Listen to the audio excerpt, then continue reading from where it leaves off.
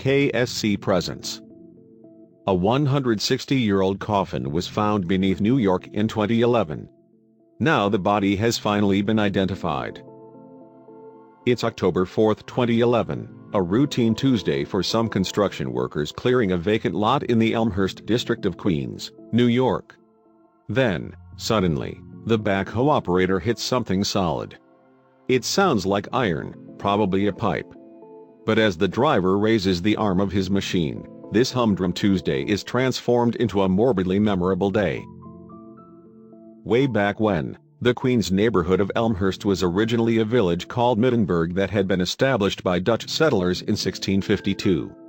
Middenburg was a suburb of New Amsterdam, as the settlement was then called.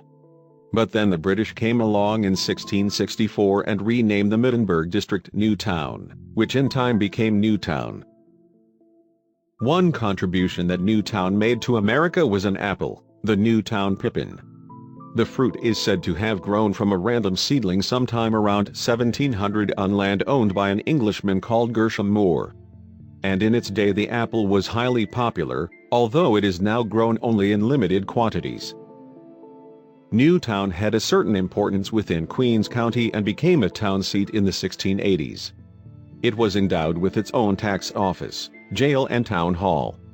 Then later, during the mid-19th century, the settlement began to grow more quickly after the introduction of a horse-car line in 1854. And further development subsequently came when the Long Island Railroad opened a line through the town in 1876. In 1896 a local landowner called Cord Meyer then suggested that the district change its name to Elmhurst, which did indeed happen the following year. The new name stemmed from the elm trees that were common in the area, although it seems that there was also a desire to distance the neighborhood from the notorious Newtown Creek nearby. But back to those unfortunate construction workers who had just unearthed something unusual in Elmhurst in 2011. The discovery was, in fact, a body, and it was dressed in a white shirt and socks that came up to the knee.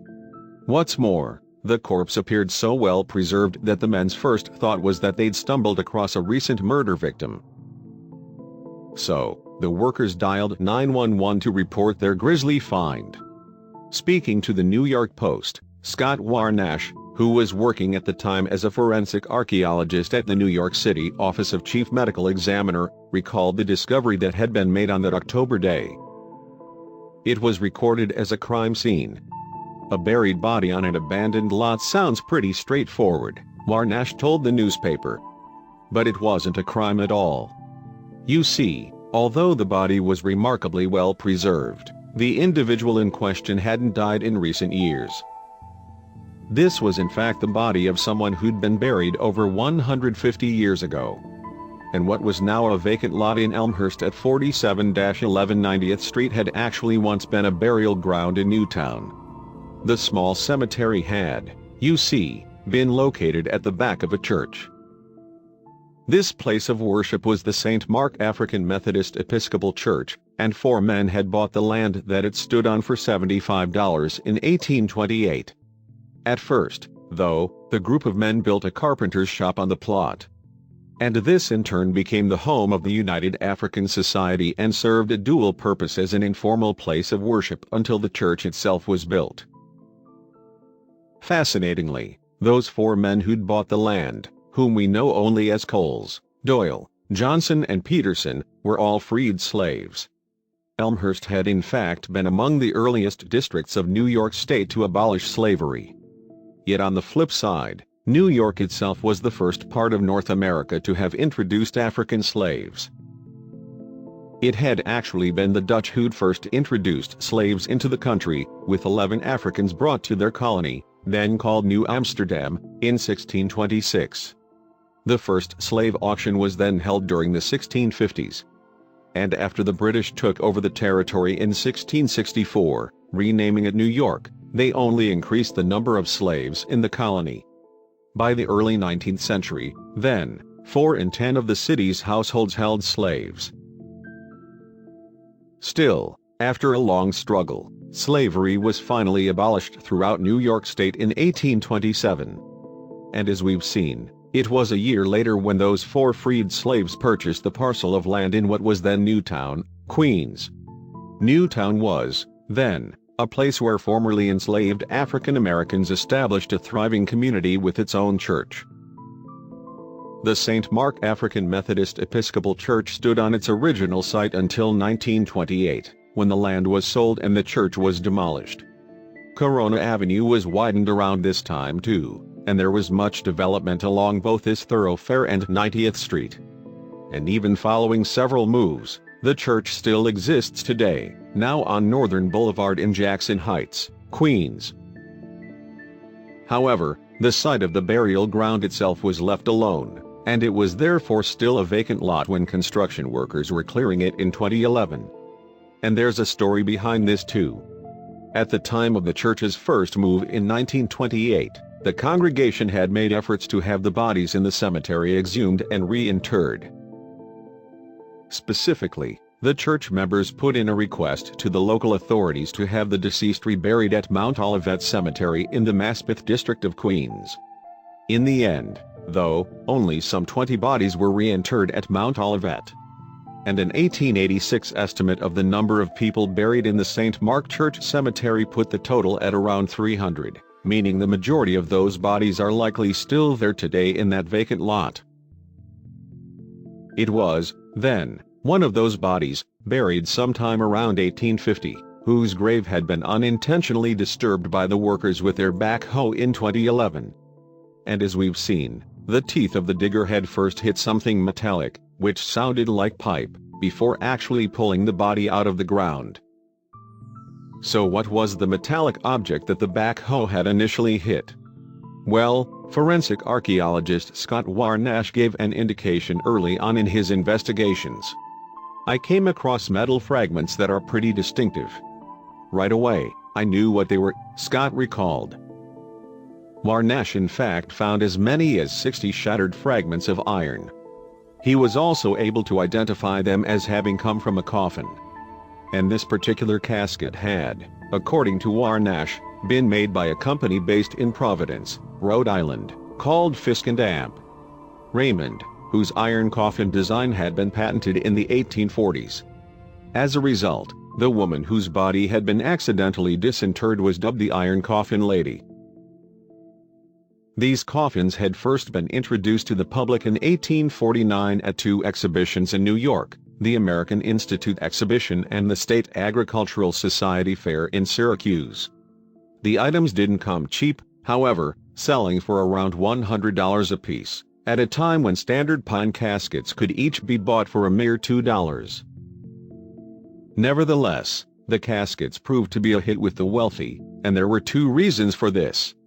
One was that once a cadaver had been placed inside the iron coffin, it was effectively sealed there. This in turn meant that a body could be transported long distances by ship or railroad if necessary. However, there was another, slightly more sinister reason for the popularity of these caskets. People in fact believed that these robust iron coffins would ward off grave robbers. Yet Fisk himself, originally a cast iron stove and boiler maker, was inspired to invent the casket for his own personal reasons. His brother, U.C., had died in 1844 in Oxford, Mississippi, far from their family's burial plot in New York. Fisk's father, who was a man of the church, was especially disturbed by this turn of events. So, Fisk used his familiarity with metalwork to come up with a solution to the funereal problem of relatives dying far from home. Thus was born the airtight cast iron coffin.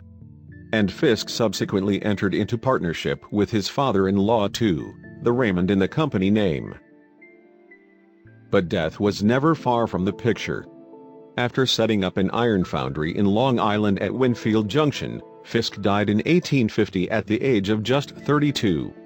So, his brother-in-law, William Meade Raymond, stepped in to keep the business going. The coffins themselves were each made in the shape of the human body, and each one featured a glass panel through which mourners could view the face of the deceased. And so the fact that the body uncovered in Elmhurst was remarkably well preserved is down to it having been interred in one of Fisk's iron coffins. But here the story takes a slightly ominous turn. Why? Because as Warnash examined the body, which he now knew was that of a young woman, he became concerned that this amazing level of preservation might even be dangerous. Warnash believed, you see, that he had identified the cause of the woman's death. Her body had clearly preserved lesions, the type of sores that are a telltale sign of smallpox. The body was so well preserved that I would not have been shocked if the smallpox virus had survived, Warnash told the New York Post. And just as Warnash had predicted, an autopsy on the body showed that the woman had indeed suffered from smallpox, and that the infection had spread to her brain. This was also almost certainly the cause of her premature death. But fortunately, analysis indicated that the smallpox virus was no longer a danger. The post-mortem shed light on some other details too. For example, the woman's age at the time of her death was determined by examining her bone structure, and Warnash estimated that she had been between 25 and 35 when she'd passed away. Meanwhile, further research by a geochemist on the woman's teeth showed that she had spent many years residing in the northeast of the U.S. An examination of hair concluded that she had enjoyed a balanced diet. However, Warnash wanted to find out more about her. Could he even identify her as a particular individual? To put a name to an anonymous person who died in about 1850 definitely seemed like a tall order. Yet Warnash nonetheless set about his task with determination. And he started off with the very reasonable assumption that this woman had come from the immediate area around the old African-American burial ground. His big breakthrough, though, came when he examined the census for Newtown that dated from 1850. And it was certainly serendipitous. The fact that this comprehensive survey of the local population even existed was, to say the least, a lucky break. It was the first to list everyone in the population by name, age, sex and race, Warnash pointed out. Only 33 individuals fit her criteria, he added. And one of them fitted the bill better than any other. This was an African-American woman called Martha Peterson. She would have been 26 in 1850, probably died around 1851 and lived in the household of William Raymond, a partner in the iron coffin maker Fisk and Amp. Raymond, Warnash explained. Finding out who she was, I got goosebumps, Warnash admitted. He further believes that Martha Peterson worked as a domestic servant for Raymond. But this created another puzzle. How could a woman who toiled as a servant in the mid-19th century possibly have afforded one of those $100 coffins? However, there was an answer to this enigma as well. The fact that Peterson lived in William Raymond's house could, you see, explain why someone of humble background had been buried in such an elaborate casket. Very likely, Raymond had provided the coffin since he was a partner in the Fisk casket business. And this supposition is supported by the fact that the patent mark on the coffin is upside down, an error that might have meant this casket could not have been sold. But, once Warnash had pinned down the identity of the iron coffin lady, there was still something that he remained curious about. What had this woman actually looked like? While it was true that Fisk's airtight iron coffin had done an excellent job of preserving Martha Peterson's remains, her face had, you see, nonetheless subsequently suffered badly. Unfortunately, the head had been knocked about and damaged when the back-hoe had hit the coffin. Martha's skull and face, on the left side, had been so damaged by the back-hoe that I did not know what she looked like, Warnash told the Post. So, the archaeologist called in another specialist, Joe Mullins. A forensic imaging expert who has frequently worked on criminal and missing children cases with the FBI, Mullins is a specialist in producing images of people to show how they might have changed as they aged. Here, Mullins had a CT scan to work from, and he concentrated his efforts on the right-hand side of Peterson's face, as it was the left that had sustained the greatest damage. Describing his technique to the New York Post, he said, "The skull tells where the eyes are. The width of the nose comes from the shape of the nasal aperture. Lip thickness is based on teeth enamel. I use the skull to tell me the height and angle of her ears," Mullins continued. And knowing that Martha Peterson was African American, Mullins decided to give her brown eyes and a medium skin coloring. I saw this woman come to life on the screen. Putting a face to history is remarkable, the expert said. The results of his work do indeed verge on the miraculous. It's extraordinary to see the face of a woman who died the best part of 170 years ago. And for all those years, the body had lain undisturbed in what had become a vacant lot. After the unplanned exhumation of her body, members of the modern-day St. Mark African Methodist Episcopal held a funeral service for Martha Peterson.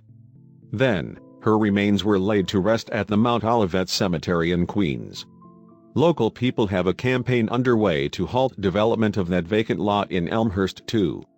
They want to see it preserved as a landmark site, recognizing its significance in the history of freed slaves in New York State. Thank you for watching. And don't forget to subscribe.